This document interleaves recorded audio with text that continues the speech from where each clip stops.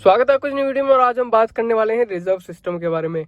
Maximum लोगों को ये डाउट रहता है कि कभी ऐसी सिचुएशन पड़ गई कि उनके पास डीजल पेट्रोल कम है या उनके आसपास जहां पे वो जा रहे हैं वहां पे ऐसा नहीं है, तो उनकी कार रिजर्व में कितना चल जाएगी। या फिर वैसे ही नॉर्मली लोग सोचते हैं कि उनका जो डीजल टैंक है, पेट्रोल टैंक है, उसमें कितना फ्यूल रहता है कि वो इतनी चल जाए, या रिजर्व में कितना फ्यूल रहता है और उससे उतनी उनकी कार कितनी चल जाएगी। तो आज उसी के बारे में आज हम बात करने वाले हैं। तो देखो, सबसे पहले तो बात करेंगे हम बाइक के बारे में। बाइक के स्कूटर, देखो पहले क्या होता था, अब भी शायद मेरे हिसाब से होता है किसी किसी बाइक में, कि अब वो बाइक में तो वो लीवर दे रखा होता है नीचे, जहां पर आप मेन और रिजर्व में स्विच कर सकते हैं। तो उसमें तो ये सीन होता है कि जब बाइक रिजर्व में लगने वाली होती है तो उसमें पता ऑटोमेटिकली लग जाता है कि आपकी बाइक रिजर्व में लग गई है। वो कैसे कि उसमें वो फ्यूल इनटेक लेता ही नहीं है मेन से, फिर आपको नीचे लीवर घुमाना पड़ता है रिजर्व में, तब जाके वो फ्यूल इनटेक लेता है और तब आपको पता चल जाता है कि भाई ये रिजर्व में लग चुकी है। अच्छा, बाइक की रिजर्व की बात करी जाए तो उसमें भी नॉर्मली मैंने देखा है कई बार ऐसी बाइक्स में कि 1-1.5 लीटर तो रहता ही है मेरे हिसाब से रिजर्व में। और इतना अगर रहता है रिजर्व में तो शायद मेरे हिसाब से 30-40 किलोमीटर तो चली जाती होगी। चलो 30-40 नहीं तो 20-25-25-30 किलोमीटर तो चली जाती है। अब मेन बात आती है कार के बारे में। तो कार में ऐसा कुछ सीन तो नहीं होता कि आपकी कार अगर रिजर्व में लग जाएगी तो उसमें ये लीवर घुमा दोगे तो आपको पता लग जाएगा कि रिजर्व में आ जाती है। मेन क्या चीज होती है कार में बताने के लिए कि इसमें लो फ्यूल आता है, इसमें रिजर्व का कोई इंडिकेशन नहीं आता, लो फ्यूल का इसमें इंडिकेशन आता है। मैं बताता हूँ कहाँ पे, ये वाला, यहाँ पे।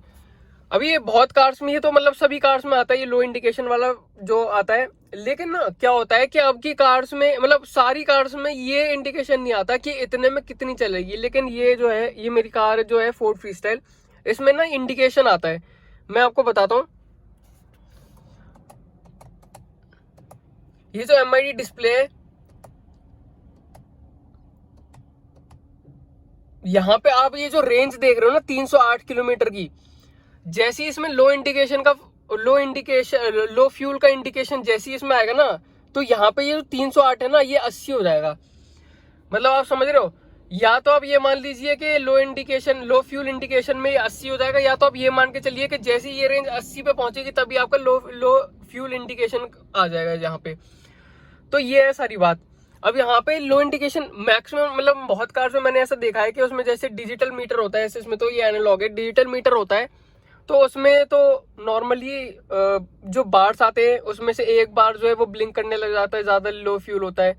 या फिर कई बार क्या होता है कि एक बार रहता है, कॉन्टिन्यूसली रहता है, लेकिन उसमें लो फ्यूल का इंडिकेशन आ जाता है और तब भी आप उस पर ना ध्यान दो तो फिर वो बार भी ब्लिंक करने लग जाता है। लेकिन इसमें तो एनालॉग है, इसमें बस ये यहाँ पे इंडिकेशन आता है। और यहाँ पर क्या होता है, ऑटोमेटिकली जैसे आप चल रहे हैं ना, देखो नॉर्मली आप अगर चल रहे हो तो उसमें ये वाला मीटर, ये वाली डिस्प्ले आ रही होगी कि कितने किलोमीटर चली हुई है। लेकिन जैसी आपकी कार इसमें रिजर्व में लगेगी, मतलब लो फ्यूल इंडिकेशन जैसे यहाँ पे आएगा, ऑटोमेटिकली ये कार जो है इस मोड में आ जाएगी। मतलब वो फिर जितनी चली है, वो जो आता है ना कि इतने किलोमीटर चल चुकी है, वो वाला डिस्प्ले हट जाएगा और यहाँ पे सिर्फ 80 किलोमीटर लिखा आ जाएगा इसकी जगह। और जैसे जैसे आप किलोमीटर चलते जाएंगे वो वैसे वैसे उस हिसाब से कम होते जाएगा। अब चलो मेन क्वेश्चन पर आते हैं कि कार कितनी चल जाती है और कितना फ्यूल रखती है। तो देखो इसमें तो 80 किलोमीटर दिखाता है।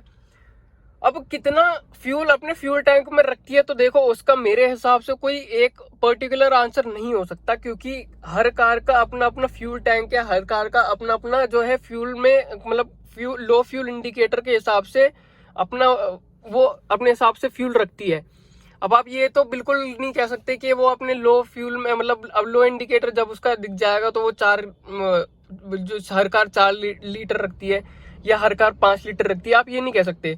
देखो, लेकिन इसमें मैं ये कह सकता हूँ कि जब इसमें 80 का इंडिकेशन आता है तो हम 20 के एवरेज के हिसाब से भी अगर लगाएं उसमें, तो मेरे हिसाब से करीब करीब 4 से 5 लीटर तो इसमें रहता ही होगा। ये देखो, ये मेरा अंदाजा है, हो सकता है इससे ज्यादा हो सकता है इससे कम हो, लेकिन 80 अगर इसमें दिखा रहा है तो मेरे हिसाब से इससे कम तो होगा नहीं। 4 लीटर तो मेरे हिसाब से होगा ही होगा, 4 से 5 लीटर। और अब मेन क्वेश्चन ये है कि अब उस पर चल कितनी जाएगी। तो देखो इसके बारे में अगर आपको बताऊं तो मेन क्वेश्चन, मतलब इसका सीधा सीधा आंसर यही है कि देखो आपकी ड्राइवेबिलिटी पे डिपेंड करता है कि आप उस टाइम पे कार कैसे चला रहे हैं, या आपकी जो जहां पे आप चला रहे हैं वो रास्ता कैसा है। क्योंकि देखो जितनी आप हार्श कार चलाएंगे, जितनी आप मतलब रफ कार चलाएंगे, या फिर आके रास्ते खराब हो गए कि भाई गड्ढे वड्ढे हैं और मतलब साफ रास्ता नहीं है, जाम वाला एरिया है, तो ऑब्वियस ही बात है 80 ही चलेगी या 80 से कम ही चलेगी, उससे ज्यादा तो चलने की नहीं है। 1 आधा किलोमीटर चलेगी ज्यादा से ज्यादा चलेगी तो। लेकिन अगर आप हाईवे पर चल रहे हैं, बिल्कुल क्लीन रास्ता है और आप बड़े आराम आराम से चला रहे हैं, तो उस टाइम पे अगर देखी जाए तो 80 से ज्यादा ही चलेगी। और ये ट्राइड एंड टेस्टेड है, इस कार में नहीं है, लेकिन हाँ 2-3 कार्स में ये टेस्ट हो चुका है। बहुतों ने मेरे को बताया भी है और मैंने खुद भी टेस्ट किया है कि ये जितनी दिखाती है ये उससे ज्यादा ही चलती है अगर नॉर्मली आप कार अपनी चला रहे हैं तो। मतलब नॉर्मली इन द सेंस मैं कहना चाह रहा हूँ, अगर आप आराम से चला रहे हैं, रास्ते साफ हैं, तो उस हिसाब में देखी जाए तो ये 80 किलोमीटर दिखा रहा है, तो उससे ज्यादा ही चलेगा 10-15 किलोमीटर, 10-15 नहीं तो 5-10 किलोमीटर तो ज्यादा ही चलेगा। 80 दिखा रहा है तो 90 तो चली जाएगी आराम से। अब रही बात कि ये क्या नॉर्मली चलती रहेगी जैसी चलती है, तो ऐसा भी नहीं है। जब क्या होगा, जैसी अब आपकी कार है ना, वो देखो बहुत ज्यादा मतलब दिमागदार होती है, वो ऐसी नहीं दिखाती आपको 80 किलोमीटर, वो उसको पता है कि 80 किलोमीटर तो वो चली जाएगी तभी वो दिखा रही है। वो यहाँ पे एमआईडी डिस्प्ले में जितना आपको दिखा रही होगी ना, वो उससे ज्यादा ही चलेगी। तो क्या सीन है, अब जैसे मतलब मैं आपको कैसे मैं ये बता रहा हूँ कि जैसे अब ये 80 किलोमीटर यहाँ पे दिखा रही है और आप फिर भी आप अपनी हार्श कार चला रहे हैं, बोले बहुत रफ चला रहे हैं, आपके रास्ते खराब हैं, तो वो आपका जो यहाँ पे दिखा रहा होगा ना, वो 80 से सीधा 75 हो जाएगा, ये 78 हो जाएगा, 77 हो जाएगा, बहुत जल्दी जल्दी गिरेगा। लेकिन जितना वो उस टाइम पे दिखा रहा है ना, मान लो वो 80 से 75 पे गिर गया, तो 75 पे अगर वो गिर गया तो वो 75 तो चलेगी उस at the point of time पे। अगर आप और हार्श चला रहे हैं तो 70 पे गिर जाएगा, लेकिन उस पॉइंट ऑफ टाइम पे अगर आप अच्छे से चलाओगे तो 70 चल जाएगी, वो उससे ज्यादा ही चलेगी। और रही बात जब वो उसमें बहुत ही कम फ्यूल रह जाता है, मतलब कि बिल्कुल ही जिसे कहते हैं खत्म होने वाला एक्सट्रीम पॉइंट पे, तो क्या होता है कि कार के जो ईसीयू होता है और मतलब बाकी सारी इंटेलिजेंट चीजें होती हैं, वो क्या करती हैं कि जो इसका थ्रॉटल इनटेक होता है ना, वो उसको कम कर देती हैं। मतलब आप ऐसा होगा कि आप थ्रॉटल दबाएंगे लेकिन फिर भी कार का रिस्पॉन्स उतना नहीं आएगा जितना नॉर्मली रहता है, तो आप समझेंगे कि यार इसमें तो पेट्रोल खत्म हो गया या डीजल खत्म हो गया। लेकिन ऐसा नहीं होता, क्योंकि क्या सीन होता है कि इसका कार का जो सिस्टम होता है वो इतना इंटेलिजेंट होता है कि वो अपने जो है यूसेज के हिसाब से कि भाई इसको कार को अब ये इसमें मतलब पेट्रोल डीजल नहीं भरवा रहे हैं, तो इसको मैक्सिमम लॉन्ग रेंज तक उसी को चला के रखना है। जो ईसीयू है, जो जो भी इसका कार का दिमाग है, उसी को ये सोचता है कि अब मेरे को ये लॉन्ग टर्म तक मतलब थोड़ा और लंबी खींच के ले जानी है, तो मैं ओनर के हिसाब से नहीं, मैं अपने हिसाब से चलूंगी, मैं ही फ्यूल बचाती हूँ।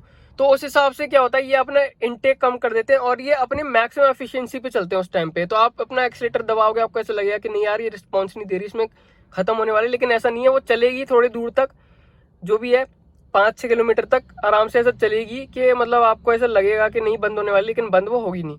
तो यही थी ये वीडियो। लेकिन वैसे अगर राय ली जाए तो पेट्रोल का तो पता नहीं, लेकिन डीजल का मैंने ये बात बहुत सुनी है कि उसको जो है कभी भी अपने बिल्कुल एंड तक, जिसे कहते हैं ना निचोड़ना, उसका फ्यूल टैंक कभी भी ना रिजर्व में ऐसे कर देते हैं ना लोग कि बिल्कुल ही खत्म जब तक नहीं होता तब तक उसे चलाते हैं। ऐसे नहीं करना चाहिए, क्योंकि उससे वाटर पंप वगैरह पे काफी इफेक्ट, मतलब वाटर पंप कह रहा हूँ, फ्यूल पंप वगैरह पे काफी इफेक्ट पड़ता है। तो यही थी ये वीडियो आपको बताने के लिए कि कितना फ्यूल रिजर्व में होना चाहिए, मतलब कितना हो सकता है मेरे अंदाजे के हिसाब से, और कितनी कार चल सकती है। तो वीडियो देखने के लिए आपका धन्यवाद। मिलता है आपसे अगली वीडियो में, तब तक अपना ध्यान रखें, सुरक्षित रहें। Thank you so much.